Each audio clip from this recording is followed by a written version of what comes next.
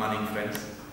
I am extremely grateful to Bangalore Rotary E-Club for giving me this opportunity to interact with you today. I am a heart surgeon and healthcare is my passion. Last decade, the world is facing a great challenge of offering healthcare to the citizens.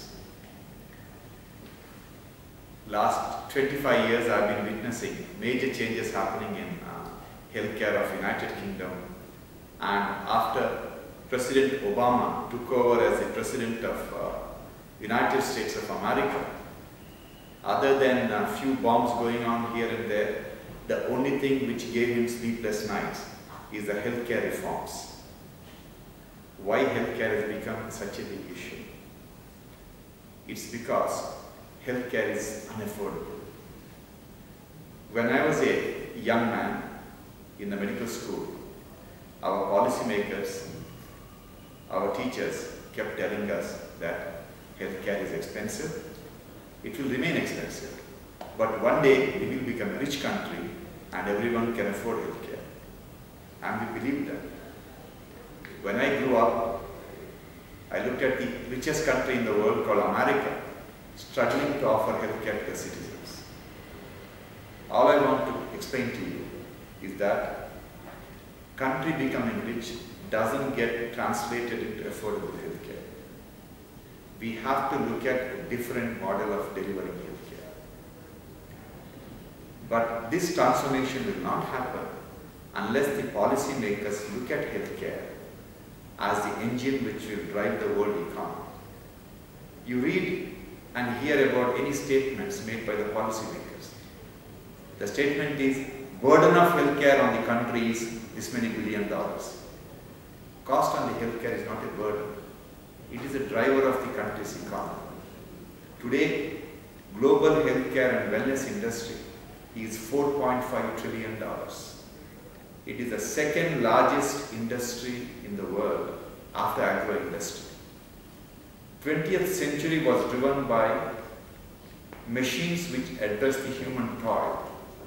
21st century economy will be driven by health sector. US healthcare cost is $2.5 trillion and Indian economy is maybe $1 or $1.1 trillion. In spite of spending $2.5 trillion, nearly half the US population is either uninsured or underinsured. Today they are spending about 16% of the GDP on healthcare. They are likely to spend 20% of the GDP on healthcare. Believe me, even if they spend 20% of the GDP on healthcare, they will not be able to serve the population, mainly because Americans are going to celebrate 100th birthday. Life expectancy will reach 95 to 100 years across the world. Where is the money? Today people retire at the age of 60 and they are expected to die at the age of 65. But they are not going to die at the age of 65. They are going to celebrate 100th birthday. People are going to live longer not working than working. Then can taxpayers money for the healthcare? It can't. This is a big, major problem for the developed world where old people don't die and they don't produce babies. So in that situation, where is the money coming from? There is a great challenge, but there are immense opportunities, especially for a developing country like ours. Today, all the policymakers across the world talk about inclusive growth. Why revolution happened in Egypt? Why they overthrew the government? It's because 60% of the youth of Egypt has no jobs. World desperately requires an industry which can create millions and millions of jobs. Which is that industry? As every industry matures, it hires less and less number of people. There is only one exception, that is the healthcare industry. As healthcare industry matures, it requires more and more number of people. Look at my country. In this country, everyone, all the governments, all the policymakers give everything for IT industry.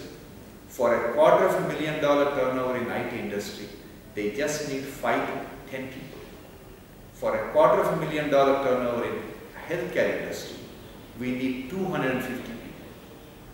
IT industry hires engineers who come from middle class and upper middle class families, whereas health sector employs nurses and technicians who generally come from lower socioeconomic strata. In the last 5 years, only industry which created jobs in the United States of America is the healthcare industry. All the other industries have slashed the number of jobs. You hear so much of problem happening in NHS of UK. Government is very unhappy with the NHS. They have to save few $1 billion to match their budget requirement.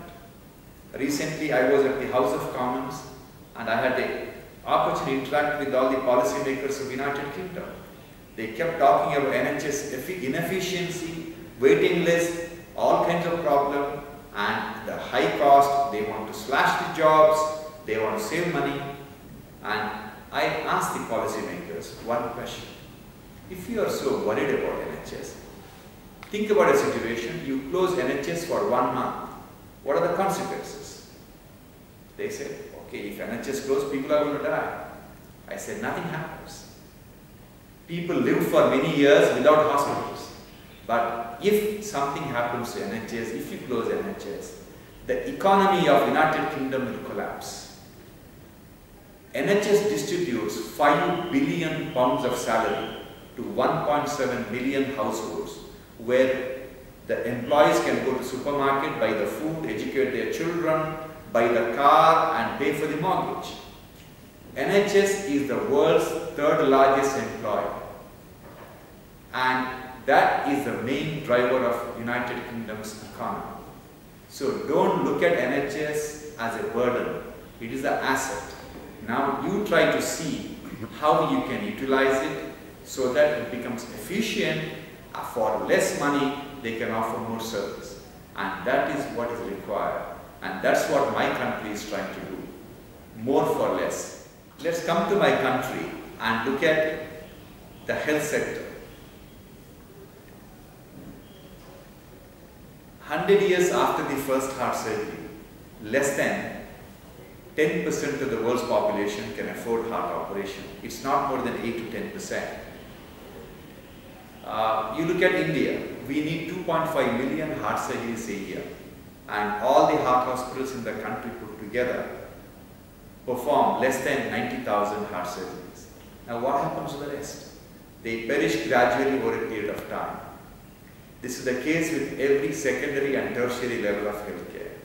In our country, less than 8 to 10% of our population can undergo heart surgery or a cancer surgery or a brain operation or a joint replacement. Less than 1% of the world's population across the world can afford to undergo bone marrow transplant or organ transplant. It's all to do with the cost of healthcare. Why cost of healthcare is so high? It is because of very myopic policies and very rigid stands by various medical associations across the country. In the name of protecting their own jobs and the salary, we have made nearly 90% of the world's population suffer. Now, what is a model we can adopt? There are certain policies which can be implemented right away to make a difference. The first policy is government should become a health insurance provider, not only healthcare provider. Around 9 years ago, we convinced the government of Karnataka state to launch a health insurance for the farmers of our state. With a premium of 11 cents, that is 5 rupees per month, we covered the health care of close to 1.7 million farmers. There are 1,650 varieties of surgeries done on the human body. All these operations are covered by this insurance. That insurance became a major success.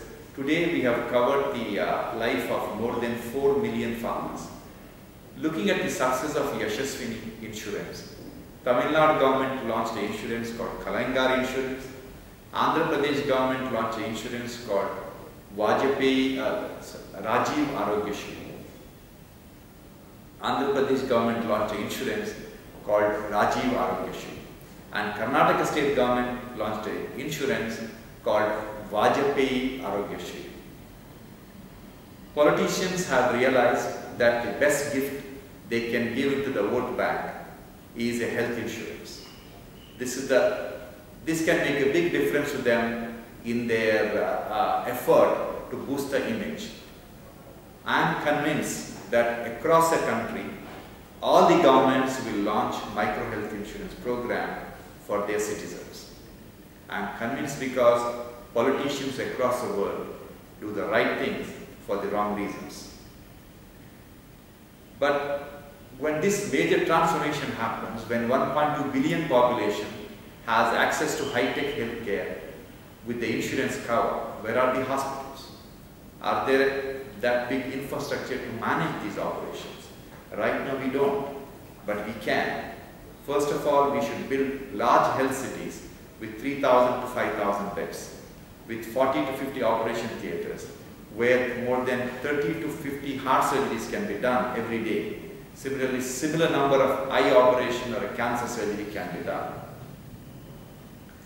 About a year ago, we tied up with L&T, India's largest construction company, to build a low-cost hospital.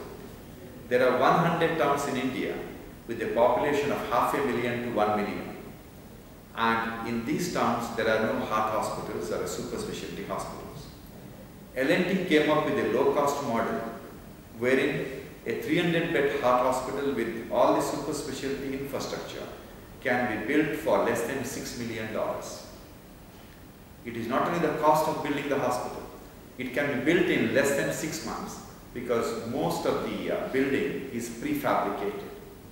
And this is what we are trying to do in all these 100 towns where there is no major infrastructure. We strongly believe that there is one country in the world which can dissociate healthcare from affluence, and that is India. Why India? Why not China? It's India because today we produce the largest number of doctors in the world. We produce the largest number of nurses in the world. We produce the largest number of medical technicians in the world. Outside US, we have the largest number of US FDA approved drug manufacturing units. We have built-in infrastructure to make medicines for the whole world, if we are allowed. We believe that India will be the supplier of technically skilled manpower for the rest of the world. Government is trying to build at least 500 new medical colleges with the intention to produce 100,000 doctors a year. Right now, we produce about 36,000 doctors a year. US trains about 16,000 doctors a year. It's a matter of time when India will become a factory to produce medical manpower for the rest of the world. Now let's look at Africa. Everyone looks at African healthcare and feel pity and say that they have poor indicators of health because they are a poor country. The reality is not the poverty. You give a African country with 2 million population $1 billion and come back after 2 years. They wouldn't have changed their healthcare indicators. Their biggest problem is most of these African countries do not have the infrastructure to train doctors, nurses and medical technicians. Unless we help them to start all these universities and medical colleges and nursing colleges, no matter how much money you give them, you can never change the way the healthcare is delivered. Today, the world desperately requires a medical open university which has no boundaries, which will train doctors, nurses and medical technicians. And this is the only solution. If the first world country like US and Europe want the cost of healthcare to come down, they have to help building this medical open university. The cost of healthcare will never come down in America unless Asians and Africans have access to high-tech healthcare. What is the relationship between our healthcare and American healthcare? It's simply the volume. We help America to reduce the cost of a mobile phone handset, and we can help them to reduce the cost of healthcare. It is ultimately the number game. If the entire world has access to high-tech healthcare with dignity, cost of healthcare across the world will come down, not by 5% or 10%, by 80 to 90%.